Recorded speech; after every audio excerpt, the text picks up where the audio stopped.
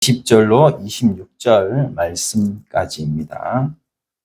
요한복음 12장 20에서 26절.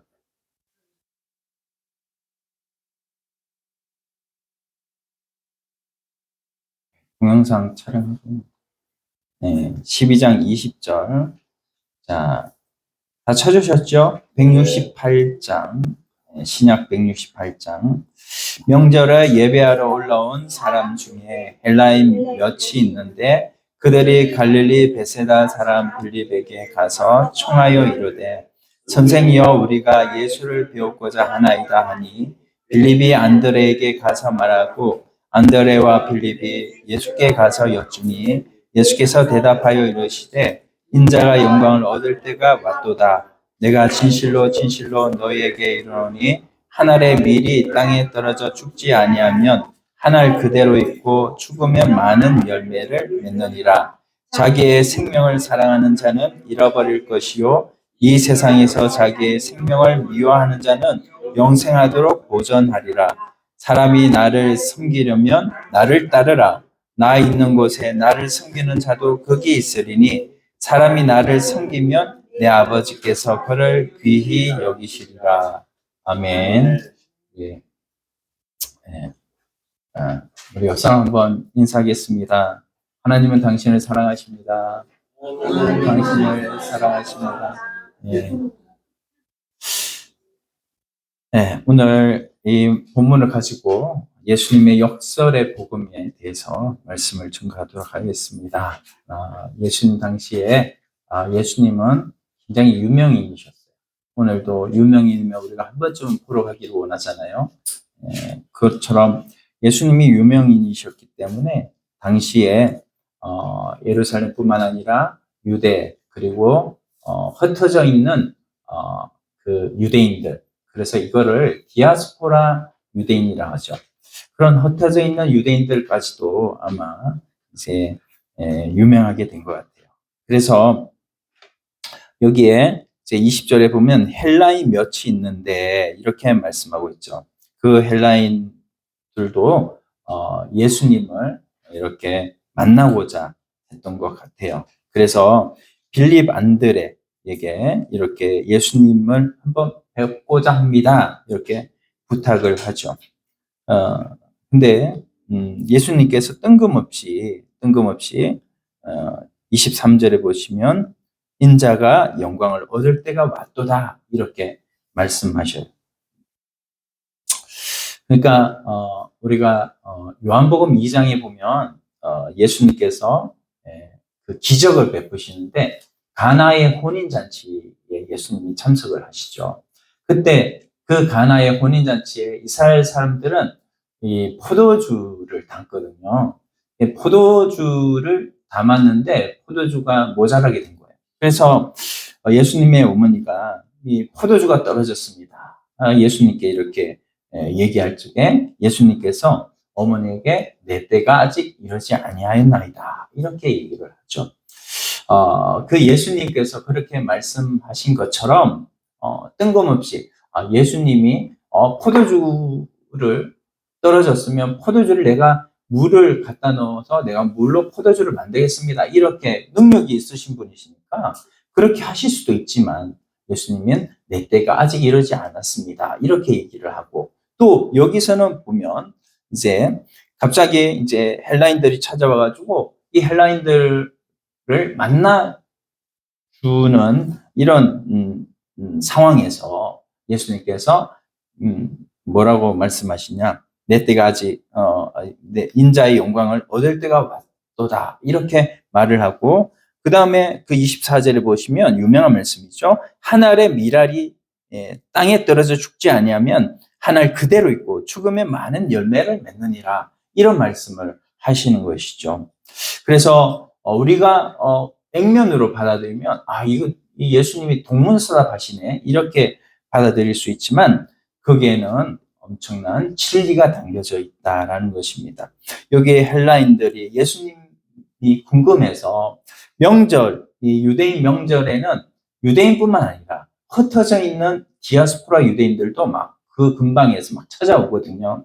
그렇게 찾아와서 이제 명절 새로 오면서 예수님도 한번 봐야 되겠다. 이렇게 생각을 했던 그런 헬라인에게 예수님께서 그들을 만나 주시겠다, 뭐 나는 시간이 없으니 다음에 오시오, 이렇게 얘기를 하든지, 아니면 지금 만나 주겠다, 이렇게 얘기를 하시든지.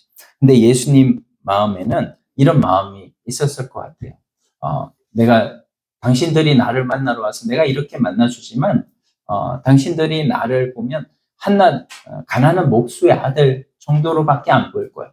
그렇지만 내가 영광을 얻을 때가 있는데, 그때는 뭐냐면 십자가에 죽고 3일 만에 부활해서, 그래서 부활의 영광, 그 영광을 당신들이 그때야 볼 수가 있을 거예요. 이렇게 마음을 품지 않았을까, 그런 생각이 듭니다.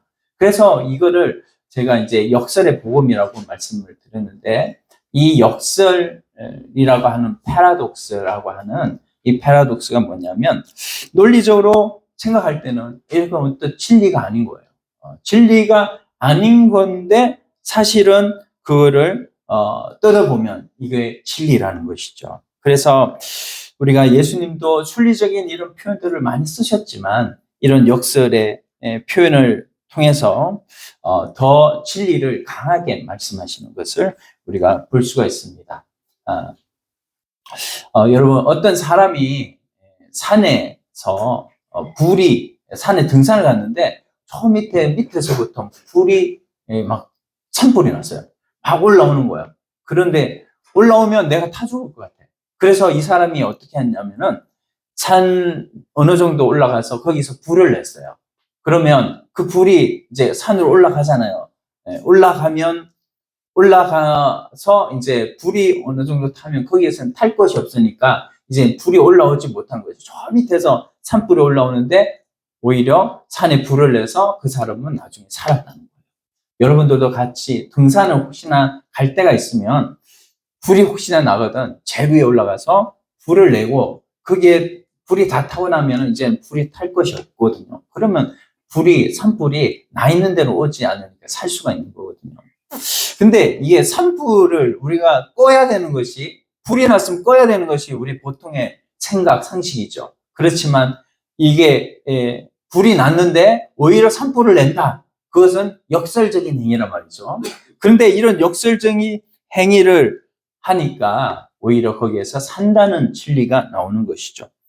바로 예수님께서 이런 역설적인 교훈을 통해서 우리에게, 하나님께서 우리에게 알려주시는 진리가 있는데, 예수님께서는 이런 진리를 알려주는 것, 거기에서 더 나가서 뭐예요?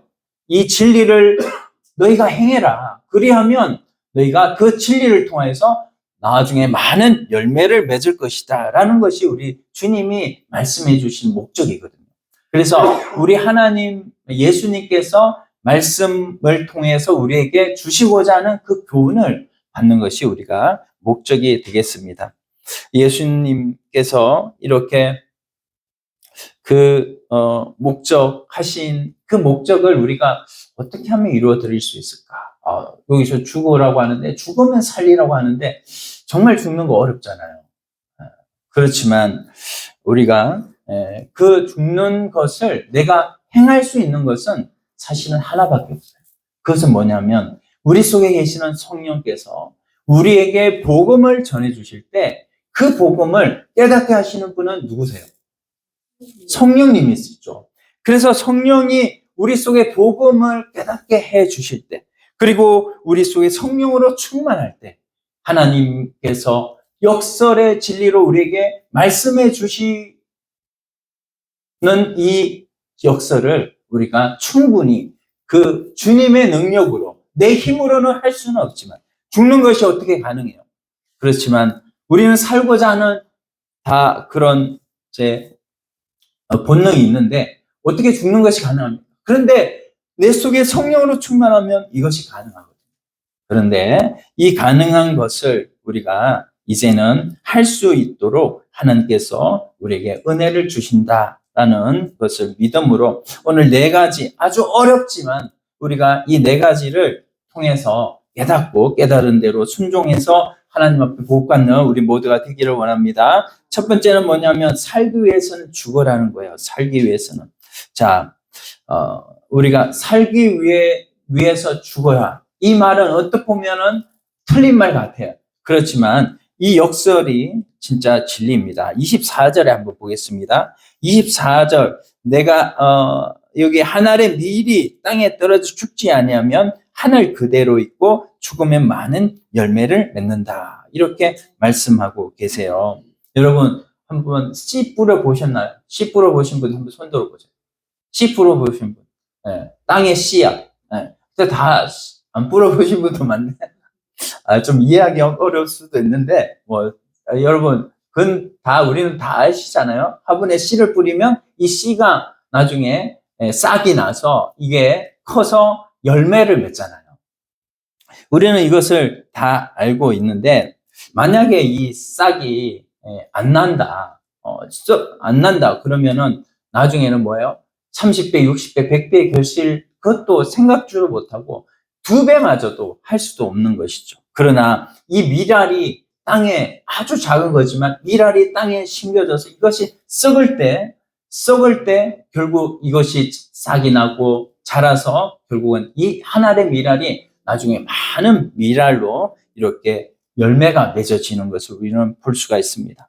밀 모양은 사라지지만 여러분 우리가 하나님 앞에 순종하는 순종의 모습은 우리가 있고 하지만 결국은 이 육신은 나중에 다 죽잖아요. 죽으면 다 썩어질 육체잖아요. 그렇지만 내 육신은 썩어지지만 내가 하나님 말씀대로 성령의 능력으로 말미암아 순종한 그 순종은 영원토록 하나님 나라의 생명책에 기록된 줄로 믿습니다. 아멘. 그래서 우리가 비록 썩을 육체 이것을 가만히 둘 것이 아니라 이걸 가지고 뭘 해야 돼요? 우리를 위해서 십자가에 못 박혀 죽으신 그 하나님을 위해서 살아가는 여러분들, 그래서 그렇게 하나님 앞에 쓰임받는 여러분의 남은 인생이 되기를 예수님의 이름으로 축원드립니다. 아멘. 히브리서 11장에 보면 믿음장이라고 하죠. 거기에 믿음의 선진들의 조상들의 이야기가 영웅들의 이야기가 얼마나 많은지 몰라요. 거기에 히브리서 11장 13절에 보면 이렇게 말씀해요. 이 사람들은 믿음의 영웅들로 다 믿음을 따라 죽었으며 죽기는 죽었는데 그냥 죽은 게 아니라 믿음을 따라 죽었대요. 믿음을 따라서. 그래서 나중에 이제 13절 마지막에 보면 이같이 말하는 자들은 본향 찾는 것을 나타냅니다. 본향이 뭐예요? 고향이죠. 네, 고향. 자, 우리가 어디에서 왔어요? 우리는 다 육신은 흙에서 왔고 우리의 몸, 영혼은 어디서 왔어요? 하나님께로부터 왔잖아요. 근데 하나님께로 와서 하나님께로 가야 되는데 하나님께로 갈 수 있는 길이 딱 하나 있는데 대부분 사람들은 못 가요. 딱 하나 있는데 그게 뭐예요? 누구를 믿는 거예요? 예수 그리스도를 믿는 거예요. 그래서 예수 그리스도를 믿으면 죄 사함 받고 할렐루야. 네, 우리 모두가 죄 사함 받은 줄로 믿습니다. 이제는 그 길로 진리로 생명으로 살아가기만 한다면 하나님 나라 천국에 우리가 다 들어갈 줄로 믿습니다. 그래서 이 본향을 알았기 때문에 히브리서 11장에 그 믿음의 선진들은 다 그렇게 본향 바라보고 살았거든요. 그리고 그들은 어떻게? 뭘로 또 살았냐면 믿음이 있으므로. 믿음이 없이는 기쁘시게 못한다고 했잖아요. 그래서 믿음으로 살았거든요. 그래서 믿음으로 살한 그 모든 삶은 다 보상이 주어진다. 보상이 주어진다. 그것을 믿음으로 그들은 하나님 앞에 영광을 돌렸습니다. 여러분, 히브리서 11장 25절에 가면 모세 얘기를 해요. 구약의 모세 얘기 많이 하기도 하지만 신약에도 모세를 많이 얘기를 합니다. 그는 어떻게 말씀하냐면은 25절에 보면 하나님의 백성과 함께 고난받기를 잠시 죄의 낙을 누리는 것보다 더 좋아하고 그리스도를 위하여 받는 능력을 애굽의 모든 부하보다 더 큰 재물로 여겼으니 이는 상 주시는 이심을 무함이라 바라봄이라 이렇게 말씀했어요. 그래서 그때 그리스도가 없었죠. 그렇지만 히브리서 기자는 뭐냐면 성경신학적으로 바라봐서 그리스도를 위해서 받는 능력을 이 모세는 더욱더 크게 바라봤고 그 죽음 너머에 상 주시는 이심을 바라봤다고 그랬습니다. 오늘 우리가 이 100년 이쪽 저쪽 사는 이 육신의 생명 가지고 여러분 이거 가지고 몇십 년 더 살려고 노력하고 막 세상 사람들은 그걸 위해서 막 살아가고 있는데 그게 아니라 우리는 몇십 년 바라보는 게 아니에요. 영원한 영생을 바라보는 거예요. 그래서 그 영생에 하나님께서 주시는 또 뭐가 있어요? 상을 바라보기 때문에 그 상을 바라볼 때 하늘의 미랄이 썩어지는 이 썩어짐을 우리가 희생을 바라보고 그렇게 희생을 통해서 하나님 나라가 더욱더 복되게 되고 하나님의 교회가 더욱더 살찌게 되는 놀라운 은혜를 하나님이 주실 줄로 믿습니다. 그래서 예수님도 희생하는 희생뿐만 아니라 그 희생 너머에 영광을 바라봤기 때문에 이렇게 표현하신 것이죠.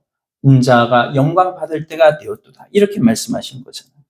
저도 교회를 해봤는데 교회가요. 목사가 교회를 위해서 희생을 하려고 들어야 교회가 살지 교회에서 목사가 높임받고 에헴 하고 내가 대장이라고 하고 이렇게 생각을 한다면 결국 그 교회는 망가질 수밖에 없는 것이죠.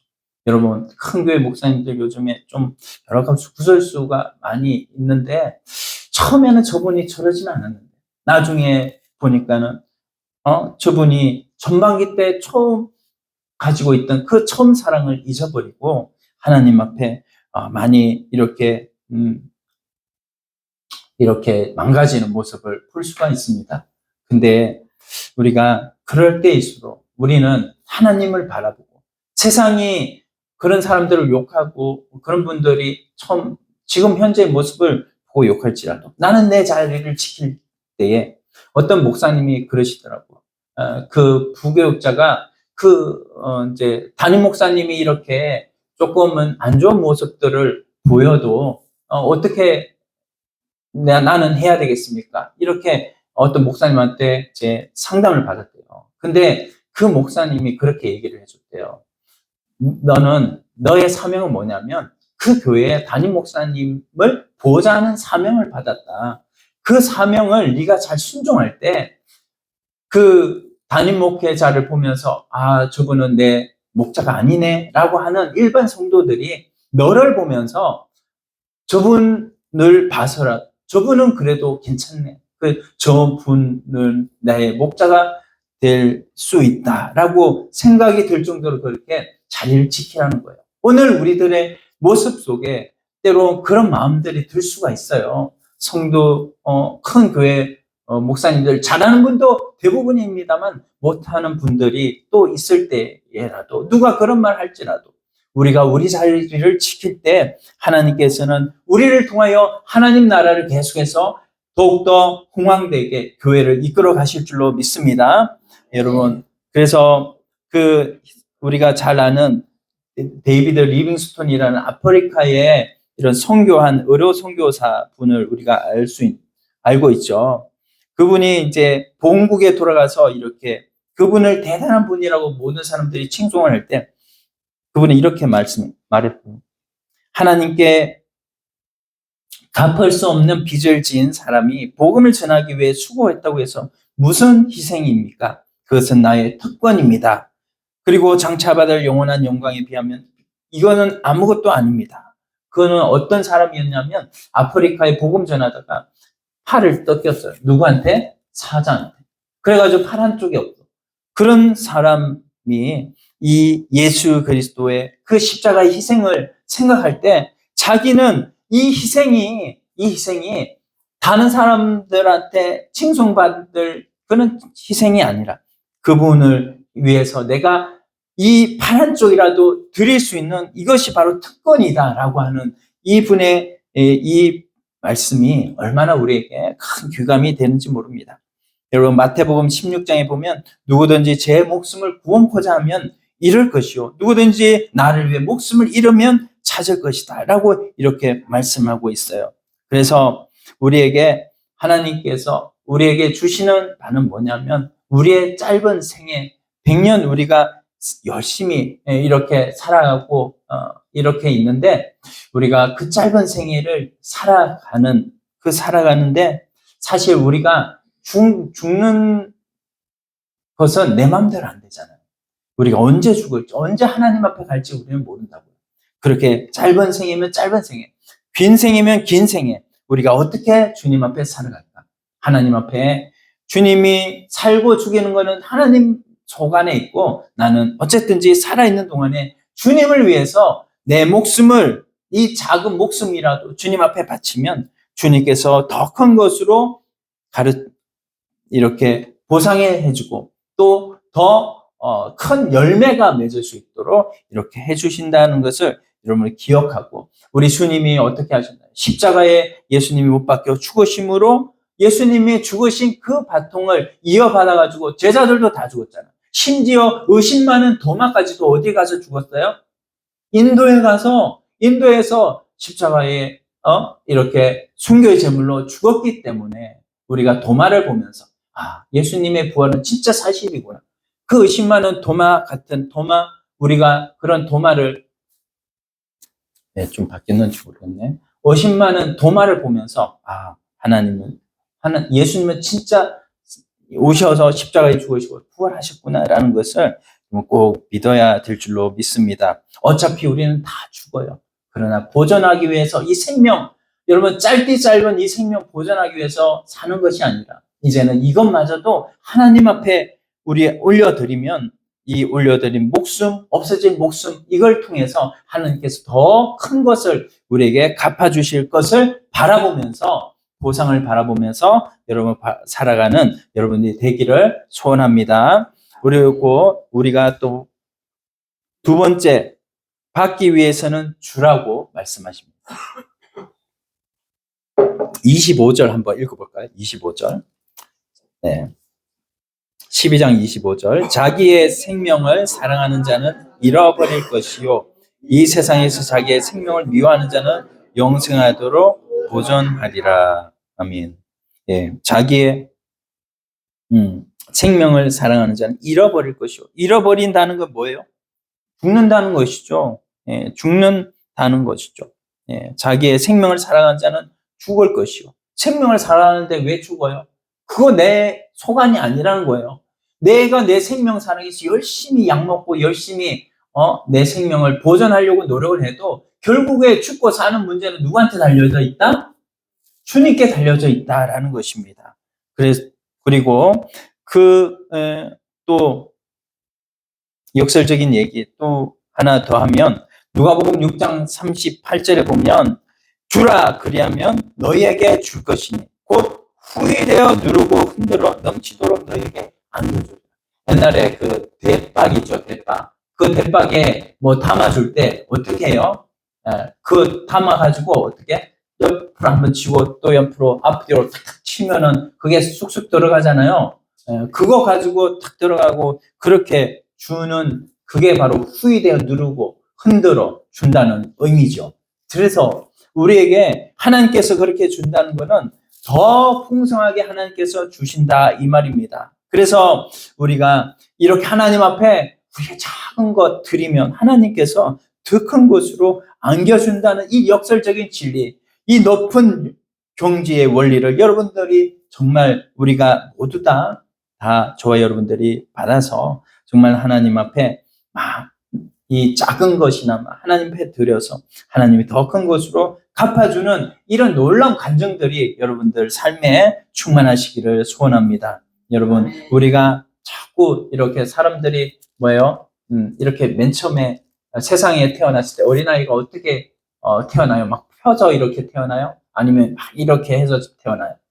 모아서 막 주먹쥐고 태어나잖아요. 내가 한번 움켜줘 보리라 막 이렇게 해서 막 응애 하면서 태어나고 그렇게 하면서 계속 잡아보려고 막 이렇게 한단 말이죠. 근데 이렇게 잡아본들 결국은 잡는다고 잡아지는 게 아니더라고요. 하나님이 그렇게 복을 주셔야 되는 거고 세상 사람들은 마찬가지예요. 근데 우리가 이렇게 모아지는 것, 이렇게 자꾸 모으고 나누지 않으면 결국 행복하려고 모으는 거잖아요. 결국 자기가 잘 살고 내가 행복하려고 노력하고 이렇게 움켜쥐고 하지만 결국은 이 움켜쥐는 거 가지고 행복하려고 모으려고 하는데 행복만 모아지는 것이 아니라 결국에는 근심과 걱정이 모아지더라고요. 예. 우리 어떤 의사 선생님이 얘기를 하는데 신경쇠약 걸리거나 이렇게 정신병으로 찾아오는 사람들이 많다고 해요.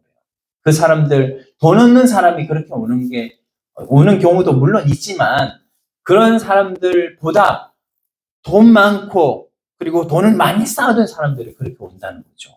여러분 이해가 잘 안 가죠. 그런데 그분이 설명하는 게 뭐냐면 자기가 아무리 많은 재산을 소유해도 그 다음 단계가 없으면 그 많은 재산 가지고 그걸 가지고 좀 나누고 그걸 가지고 쓸 줄 아는 이렇게 나누는 그 나눔이 없으면 돈을 계속해서 모으면 모을수록 나중에는 허무하다는 거예요. 결국 어떤 일이 터지면 그것은 더 허무하게 느껴지는 것이죠. 그래서 그 허무함 때문에 결국 자살을 하게 되고 그렇게 되는 부분도 있다는 것이죠. 우리가 나눠주는 기쁨, 그 나눠주는 행복을 같이 터득했더라면 결코 자살할 수 없는 줄로 믿습니다.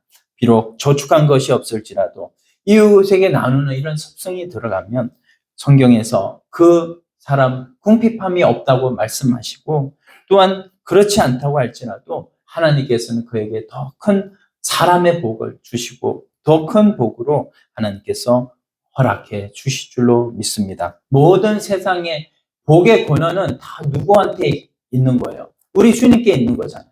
복의 권한 강림하사 그 찬송이 바로 우리 주님이 복의 권한이기 때문에 여러분 그러나 우리가 자꾸 기도하는 건 뭐예요? 달라고만 기도하지 내가 있는 것 어떻게 쓸 수 있도록 하나님 지혜를 주세요. 이렇게 기도하는 사람은 없더라고요. 우리가 달라고 기도하는 것보다 하나님 앞에 받은 것 있으니 이 받은 것 어떻게 하나님 앞에 잘 드려서 하나님 나라를 위해서 내가 잘 쓰겠습니다 하는 그런 기도로 여러분들 기도의 제목도 바뀌기를 소원합니다. 여러분 이스라엘에는 바다가 있어요. 갈릴리 바다가 있고 또 무슨 바다가 있어요? 사해라는 바다가 있어요. 근데 이 갈릴리 바다는 굉장히 수족 자원도 많고 나무들이 풍족해요. 그러나 사해는 뭐냐면 그런 것도 없어. 다 거기는 완전히 죽은 바다예요. 그래서 생물도 살 수가 없어. 그런데 수영은 잘 되겠더라고. 잘 뜰 수가 있겠더라고. 근데 그 염해가 알려주는 우리의 영적 진리가 뭐냐면 우리가 자꾸 받으면 받을수록 이게 자꾸만 우리 속으로는 아무것도 이루어지는 것이 없고 주변에 자꾸만 해만 끼치고 하는 이런 모습들을 우리가 염해의 그 모습을 보면서 우리가 볼 수가 있는 것이죠. 그러나 우리 예수님께서 보여주신 삶의 방법은 뭐냐? 바로 초대교회 교인들이 어떻게 했어요? 사도행전에 보면 초대교인들이 모든 소유를 다 팔아가지고 제자들한테 가지고 와요. 근데 제자들을 가지고 오는 그 소유에 팔아가지고 기분이 나쁜 게 아니야. 기분이 좋아가지고 다 가져오는 거예요. 그래서 교회 밖에 사람들이 그걸 보니까 야 저기는 참 대단하네. 저렇게 풍족하네. 이거를 사람들이 본 것이죠. 그리고 그 사람들이 다 그렇게 이제 생각하기를 저기는 대단하다. 야 나도 저기에 한번 저런 단체에 한번 들어가 보고 싶다. 이렇게 해서 날마다 사람들이 다 늘어났다는 거 아니겠습니까? 오늘 우리들에게도 하나님께서 가르쳐 주시는 것은 잠언 말씀의 11장 24절에 헛터 구제하여도 더 부하게 되는 일이 있나 과도히 아껴도 가난하게 될 뿐이다. 이렇게 말씀하고 있어요. 내가 많이 아껴도 하나님께서 아끼는 그 전대에 구멍나게 하시면 다 아낀 것이 다 밑으로 빠져나갈 수밖에 없는 것이죠. 고린도후서 9장 6절에는 적게 심는 자는 적게 거두고 많이 심는 자는 많이 거둔다 하는 것을 말씀하고 있습니다. 누가복음 18장 29절에는 하나님의 나라를 위하여 집이나 아내나 형제나 부모나 자녀를 버린 자는 금생에서 여러 배를 받고 금생 우리 지금 일생을 살고 있잖아요. 이 금생에서 여러 배 받고 그리고 내세에 영생을 받지 못할 사람이 없다라고 말씀합니다. 여러분 영생에 다 받는다고 믿으시죠? 아멘? 네. 다 받는데, 그거는 확실한데, 금생에서도 확실하게 하나님이 주신다는 거. 이거 믿는 사람들은 하나님 앞에 복 받을 줄로 믿습니다. 예, 우리가, 이 옛날에, 그 시골에 사신 분들 다 펌프, 뭐죠? 이렇게 찾아가지고 하는 펌프 있죠? 그 펌프가 막 가뭄이 들어가지고 물이 안 나와. 그러면 어떻게 해야 돼요? 다시, 그 물을 한 양재기를 가지고, 양재기도 사투리가 났네? 한 바가지를 가지고 와서 뿌리면, 넣으면, 그걸 가지고 하면은 물이 더 많이 나오잖아요. 바로 그 원리인 것입니다. 우리가 이 마중물을 넣을 때 이 마중물을 통해서 더 큰 복이 하나님으로부터 주어지는 줄로 믿습니다. 세 번째, 높기 위해서는 낮추라는 거예요. 높아지려면 낮추라. 26절 한번 읽어보겠습니다. 26절. 사람이 나를 섬기려면 나를 따르라. 나 있는 곳에 나를 섬기는 자도 거기 있으리니 사람이 나를 섬기면 내 아버지께서 그를 귀히 여기시리라. 아멘. 예. 예수님 성천에서 올라갔는데 우리가 예수님 어떻게 섬겨요? 그런데 예수님이 나를 섬기는 자는 지극히 작은 자를 섬길 때 나를 섬기는 거라고 하셨거든요. 우리 교회에 연약한 지체들이 오면 그 연약한 지체들을 더욱더 섬기려고 할 때 진정 우리 주님을 높여드리는 것이고, 그렇게 할 때 나 있는 곳에 너희도 오고 내가 영원토록 너희에게 안겨주리라고 말씀하고 있는 것입니다. 마태복음 20장 27절에는요. 너희 중에 누구든지 크고자 하는 자는 섬기는 자가 되어야 되고, 누구든지 어뜸이 되고자 하는 자는 높아지기 원하는 자는, 이런 말이죠. 모든 사람의 종이 되어야 하리라. 우리가 하나님 앞에 이런 그래서 교회는 뭐예요? 우리 왕 같은 제사장, 전부 다 우리가 왕 같은 제사장이죠. 우리 한번 옆 사람 인사합시다. 네, 귀한 분 오셨네요. 귀한 분 오셨네요. 네, 이왕이면 손으로 이렇게 귀한 분 오셨네요. 이렇게 해드려야 되니, 그렇죠? 우리가 여러분 그네 한번 타보셨어요? 이 양쪽으로 마주보고 타는 그네가 있죠. 그 그네는 두 사람이 타는 거예요. 그 두 사람이, 한 사람이 이렇게 쭉 내려갈 때 한 사람이 막 불을 굴러가지고 막 굴르면은 또 올라가고, 또 그 앉은 사람은 또 앉은 자리에서 또 굴르고 해가지고 서로 이렇게 그네가 막 올라가잖아요. 그런 것처럼 오늘 우리의 삶에 서로 우리가 상상을 해보면 우리 교회는 뭐냐면 이렇게 서로 올려주려고 노력을 할 때, 그럴 때 우리 하나님께서 더욱더 서로 올라가는 상성작용이 일어나게 될 줄로 믿습니다. 그래서 우리가 정말 한번 내 작은 미랄이 한번 땅에 떨어져 녹아지는 이 녹아짐으로 한번 우리가 하나님 앞에, 교회에서도 마찬가지 열심히 주님을 위해서 한번 녹아지는 시도를 할 때 하나님께서 더욱더 큰 복을 허락하여 주시고, 이제는 낮은 데서 우리가 주님은 낮은 데서 높은 데서 엄청나게 하나님이신 그분이 낮아지셔가지고 어디까지 낮아졌어? 사람까지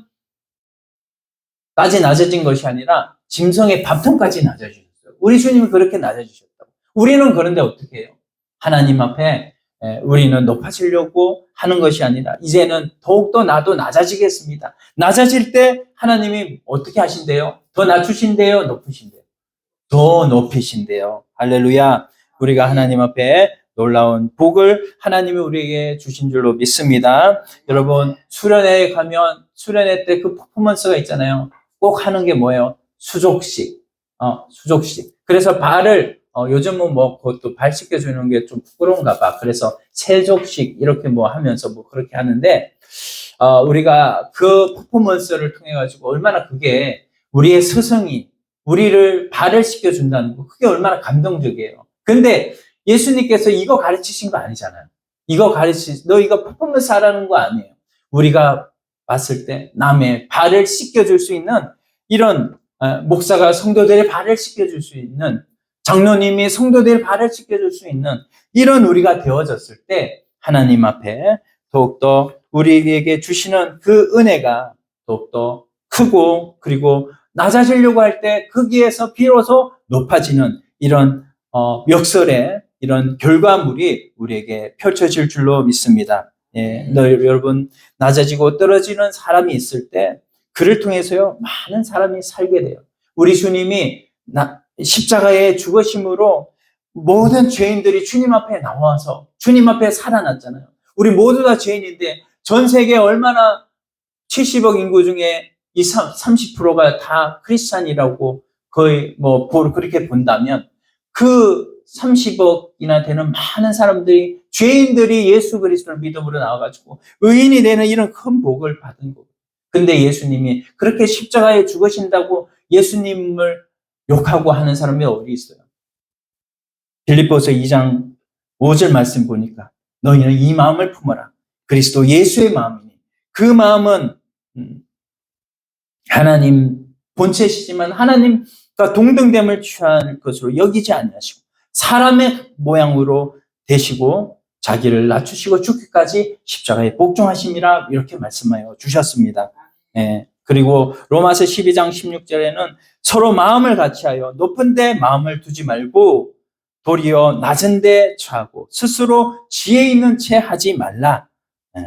그래서 세상 사람들은 지혜 있는 채하고 없는 스펙까지 없는 그런 것까지 다 이렇게 자기한테 끌어와서 이렇게 말을 하는 이유가 자기 높아지려고 그렇게 하지만 우리는 그렇지 않고 우리가 하나님 앞에 겸손하면 겸손할수록 나중에 이것이 드러나면 어떻게 돼요? 야, 그 사람 진짜 겸손하네. 이렇게 크게 사회적으로 동망이 있는데도 불구하고 그거 하나도 스펙 자랑하지 않고 그래 그렇게 겸손할 수가 없어. 그렇게 할 때 그 사람이 낮은 데에서 올라가는 것이거든요. 우리가 그런 은혜가 있기를 소원합니다. 마지막 한 가지 이제 얻기 위해서 우리가 버리라는 거예요. 얻기 위해서는. 자, 25절 다시 한번 읽어봅시다. 25절. 자기의 생명을 사랑하는 자는 잃어버릴 것이요. 이 세상에서 자기의 생명을 미워하는 자는 영생하도록 보존하리라. 아멘. 예.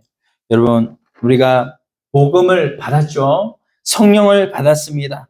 이제 이 복음과 성령으로 말미암아 내 자아를 포기를 할 수 없는데 이제는 우리 주님이 우리 안에 계심으로 이 자아를 포기할 때 이 일이 가능하다는 얘기입니다. 마가복음 10장 29절에 보면 예수께서 가라사대 진실로 진실로 너희에게 나와 복음을 위하여 복음을 위하여 집이나 형제, 자매, 어미, 아비, 자식 구체적으로 전토까지 버리는 자는 금생에서 집과 형제, 자매와 모친 지식 전토를 100배나 받대. 몇 배? 100배나 받대. 100배 받는다는 얘기는 하죠. 더 하나님 많이 주실 수도 있고 적게 주실 수도 있고 근데 하나님께서 그 모든 것을 우리에게 다 하나님이 주시는 것은 하나님의 소관. 우리가 어쨌든 이것을 버릴 때 하나님께서 더 큰 것을 우리에게 주실 줄로 믿습니다. 여러분 초대교회의 많은 선진들이 이렇게 다 행했더니 하나님께서 그를 통하여 하나님이 영광 받으시고 오늘날 많은 열매들이 전 세계에서 예수님께 무릎을 꿇고 나오는 이런 놀라운 결과들로 일어난 줄로 믿습니다. 하나님이 이거 다 잊어버리실까요? 아니요, 그게 아니라 우리 오후에 이제 하나님의 이제 계시록 말씀을 나눌 텐데 의로운 심판에 가시면 하나님이 이거 다 기록하신대요.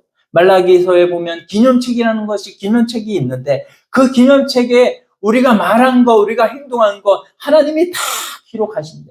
그걸 가지고 어떻게 해요? 나중에 심판 자료로 데이터가 있어야 될 거 아닙니까? 여러분, 데이터가 바로 기념책이라는 거예요.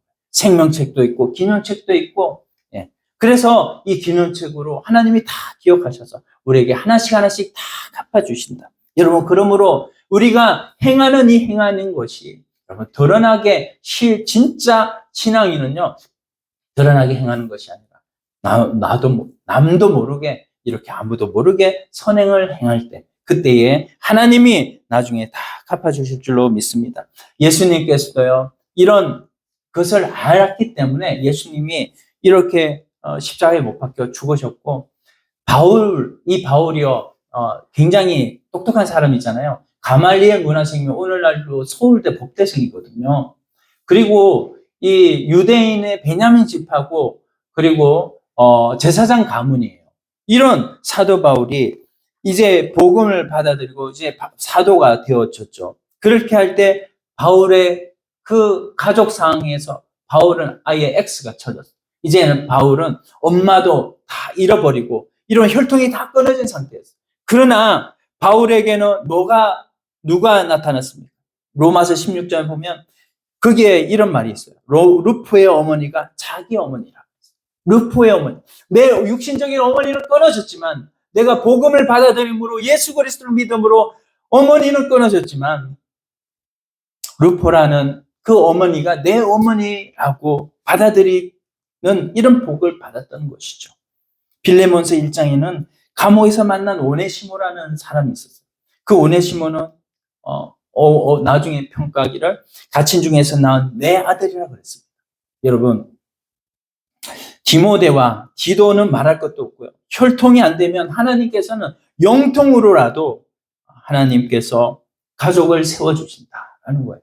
여러분, 우리가 아이를 못 낳는다고 걱정하지 맙시다. 우리가 이런 자식, 우리가 예수 믿었다고 형제들, 이런 가족들이 다 끊어졌다고 걱정하지 맙시다. 우리에게는 영통으로 하나님께서 이어주신 하나님의 가족들이 있는 줄로 믿습니다. 제가 이렇게 어린 나이에, 어린 나이입니까? 이 어린 나이네요. 보니까, 여기서 보니까. 그래도 우리, 조민우 청년도 있지만, 여러분, 여기에 우리 아버지 같은 분, 우리 집사님도 계시고, 우리 장로님도 계시고, 아버지 같은 우리 영적인 아버지잖아요. 영적인 어머니고, 그리고 영적인 내 형제. 하나님 앞에 이렇게 우리가 영통으로 맺어진 이 가족들이 있는 것이 얼마나 감사한 것인지 몰라요. 하나님 앞에 우리가 그것으로 인해서 감사한 것이죠. 우리가 얻기 위해서는 버리라고 하는 이 말씀 가운데 오늘 우리들에게 하나님께서 영통으로 맺어진 가족을 주신 줄로 믿습니다. 여러분, 우리가 이런 하나님 앞에 버리는 이 삶을 스데반도 살았더라고요. 스데반이 나중에 막 자기 따듬어가지고 드러나는 그 모습보다도 나중에 돌 맞아가지고 죽을 때 그것보다 더욱더 이쁜, 그것보다 더욱더 고운 모습이 없었다고 그래요. 여러분, 스데반이 죽을 때 그 모습대로 나도 한번 죽기를 원한다 라고 우리가 했을 때 하나님께서 이 모습대로 하나님께서 나중에 우리가 주님을 만날 때 더 고운 모습으로 하나님께서 이루어 주실 줄로 믿습니다. 하나님 앞에 우리가 이렇게 우리가 정말 우리의 생명을 이렇게 드릴 때, 여러분, 태국이라는 나라 아시죠? 그 태국이라는 나라는 불교 국가잖아요. 우리는 액면으로 딱 생각을 태국 하려면 불교가 융성했다. 근데 이렇게 생각을 하잖아요. 근데 태국이 기독교 역사가 우리보다 더 많더라고요. 우리는 140년이지만 태국은 250년이거든요. 근데 그 250년 되는 그 태국에 순교의 제물을 된 사람은 딱 한 사람 이렇게 있다고 합니다. 그 사람이 어떻게 죽었느냐? 교회 온다고 자전거 타고 오다가 차에 치여가지고 죽었대요. 그게 순교의 제물이라고, 순교자라고 이렇게 떠받든다고 합니다. 근데 우리를 보십시오. 우리가 전라도 가면 순천, 여수, 영광 이쪽에 얼마나 기독교 교인들이 퍼센테이지가 높은지 몰라요. 우리가 왜 그렇게 되었나요? 여수 이쪽으로 얼마나 많은 사람들이 순교의 제물로 죽었는지 모르거든요. 이런 순교자가 많이 나왔기 때문에 오늘날 그 많은 사람들이 다 기독교에서 예수님을 따르는 예수님의 제자들이 된 것이 아니겠습니까? 여러분, 도시락을 가져온 아이가 있었어요. 이 아이는 가져온 것이 오병이어. 뭐예요? 물고기 2마리, 빵 5개. 이렇게 가져와서 자기 혼자 먹을 것 가져왔는데, 그거 가지고 예수님께 드리니까 예수님이 어떻게 하셨어요? 축사하시고 나눠주니까 5,000명이 먹고, 더 나아가서 여자까지 아이까지 치면 15,000명이 먹었던 이런 기적적인 역사가 일어났던 것입니다. 그런데 이 아이가 그거 안 드리고 자기 혼자 나만 배부를 거라고 그거 챙겨 먹었다면 자기만 배부르고 마음이 편했겠어요? 마음 하나도 안 편했어요. 오는 사람들 다 배고파 있는데 자기 혼자만 그거 먹고 자기 혼자만 땡 쳤다면 그냥 아무것도 일어나지 않는 것이죠. 그러나 하나님 앞에 드렸을 때 하나님께서는 그걸 가지고 주님이 축사하심으로 더 많은 열매를 맺었던 것을 우리가 볼 수가 있습니다. 그러지 않는 사람들이 있어요. 부자 청년은 어때요? 예수님께 나왔죠. 네 가지고 있는 이 모든 재물을 다 팔아서 가난한 사람한테 나눠주고 나를 따르라 했는데 그 부자 청년은 어디로 갔는지 그 뒤에 기록이 없어. 어디로 갔는지, 천국 갔는지 지옥 갔는지. 그런데 베드로, 그 부자 청년보다 더 못한 베드로는 예수님을 따라서 그가 예수님 앞에 헌신된 삶을, 버리는 삶을 살았더니 그를 어떻게 해요? 그 반석 위에 내 교회를 지으려고 말씀하시는 거잖아요. 오늘 우리가 하나님 앞에 어떤 삶으로 살아가야 될까? 여러분, 우리가 이 역설로 하나님 앞에 우리가 죽어라 그러면 너희가 살 것이다. 어떻게 죽을 수 있습니까? 어떻게 내 것을 나눠줄 수 있습니까? 어떻게 버릴 수 있습니까? 그렇게 할 수 없잖아요. 그러나 걱정하지 마세요. 성령과 복음이 우리에게 임할 때 이렇게 불가능한 역설의 삶이 실제로 우리에게 펼쳐지는 결과가 이루어질 줄로 믿습니다. 안 될 것이 없다는 말이에요. 주의 영이 역사하시면, 주가 복음으로 역사하시면 깊이 우리가 그 복음 안에 들어가서 성령 충만함으로 나아가기만 한다면 그 역설의 진리가 가능성의 진리로 우리 안에서 다가오게 될 것이다 라는 것을 우리 주님이 우리에게 가르쳐 주고 있는 것입니다. 우리가 오늘 말씀 생각하시면서 한번 기도 드리겠습니다. 하나님 아버지 감사합니다. 주님이 남기신 이 역설의 진리를 통하여 하나님 그 너머에 더 풍성한 하나님께서 주시는 그 복을 바라보고 살아가는 우리 모두가 될 수 있도록 역사하여 주시옵소서. 감사하며 예수님의 이름으로 기도드리옵나이다. 아멘.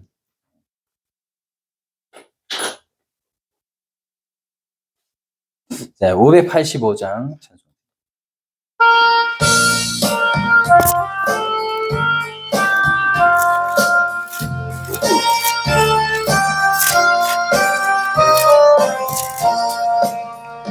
내 주는 강한 성이요 방패와 병기